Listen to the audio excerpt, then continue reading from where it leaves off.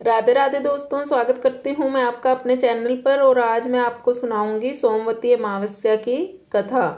तो चलिए वीडियो शुरू करते हैं। सोमवार के दिन पड़ने वाली सोमवती अमावस्या साल में 2 से 3 बार पड़ती है। इस दिन पवित्र नदियों में स्नान का विशेष महत्व बताया गया है।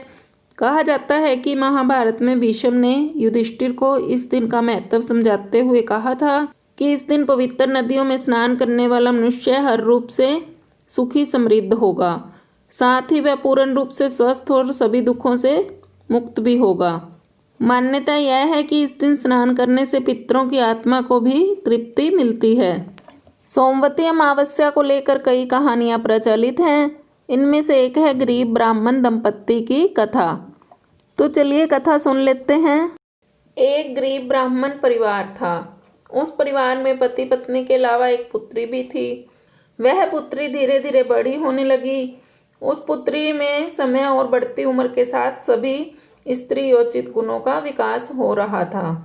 वह लड़की सुंदर, संस्कारवान एवं गुणवान थी, किंतु गरीब होने के कारण उसका विवाह नहीं हो पा रहा था। एक दिन उस ब्राह्मण के घर एक साधु महाराज पधारे। वो उस कन्या के सेवा भाव से काफी प्रसन्न हुए। कन्या को लंबी आयु का आशीर्वाद देते हुए साधु ने कहा कि इस कन्या के हथेली में विवाह योग्य रेखा नहीं है। तब ब्राह्मण दंपत्ति ने साधु से उपाय पूछा कि कन्या ऐसा क्या करे कि उसके हाथ में विवाह योग बन जाए।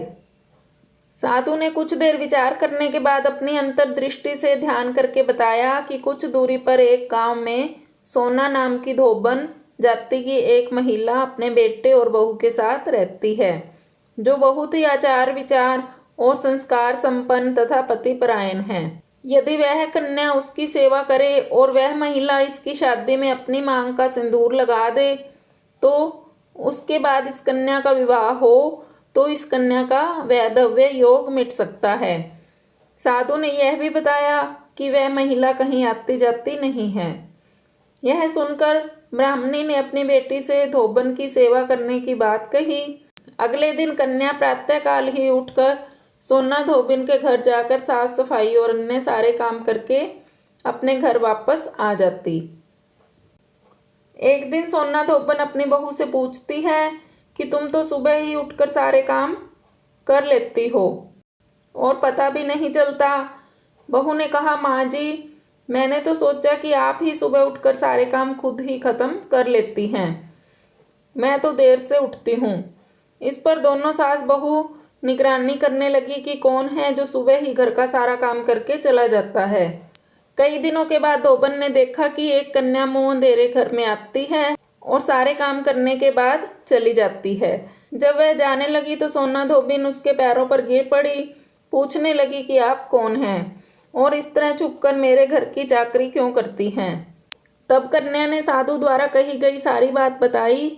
सोना धोबिन पतिपरायण थी, उसमें तेज था, वह तैयार हो गई। सोना धोबिन के पति थोड़ा अस्वस्थ थे। उसने अपनी बहू से अपने लौट आने तक घर पर ही रहने को कहा। सोना धोबिन ने जैसे ही अपने मांग का सिंदूर उस कन्या की मांग में लगाया, उसका पति मर गया। उसे इस बात का पता चल गया। वह घर से निराजल ही चली थी। यह सोचकर कि रास्ते में कहीं पीपल का पेड़ मिलेगा तो उसकी भंवरी देकर और उसकी परिक्रमा करके ही जल ग्रहण करेगी। उस दिन सोमवती अमावस्या थी।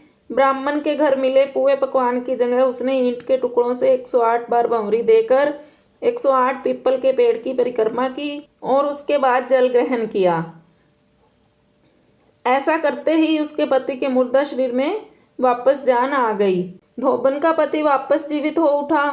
इसलिए सोमवती अमावस्या के दिन से शुरू करके जो व्यक्ति हर अमावस्या के दिन भंवरी देता है, उसके सुख और सौभाग्य में वृद्धि होती है। पीपल के पेड़ में सभी देवों का वास होता है। अतः जो व्यक्ति हर अमावस्या को न कर सके, वह सोमवार को पड़ने वाली अमावस्या के दिन 108 वस्तुओं की भंवरी देकर सोना धोबिन और गौरी गणेश का पूजन करता है, उसे अखंड सौभाग्य की प्राप्ति होती है। ऐसी प्रचलित परंपरा है कि पहली सोमवती अमावस्या के दिन थान, पान, हल्दी, सिंदूर और सुपारी की भंवरी दी जाती है। उसके बाद की सोमवती अमावस्या को अपने सामर्थ्य के हिसाब से फल, मिठाई, सुहाग सामग्री, खाने की सामग्री इत्यादि की भंवरी दी जाती है। और फिर भंवरी पर चढ़ाया गया सामान किसी सुपात्र ब्राह्मण, ननद या भांजे को दिया जा सकता है। तो दोस्तों, आपको मेरी वीडियो कैसी लगी मुझे कमेंट बॉक्स में ज़रूर बताएं। अगर आपको वीडियो अच्छी लगे तो वीडियो को लाइक करें, शेयर करें और मेरे चैनल को सब्सक्राइब करना मत भूलें। पास में लगे बेल आइकन को भी जरूर प्रेस करें, जिससे कि आने वाले नई वीडियो की नोटिफिकेशंस आपको मिलती रहे। Thanks for watching. मिलते हैं नई कहानी के साथ अगली वीडियो में। तब तक के लिए राधे राधे दोस्तों।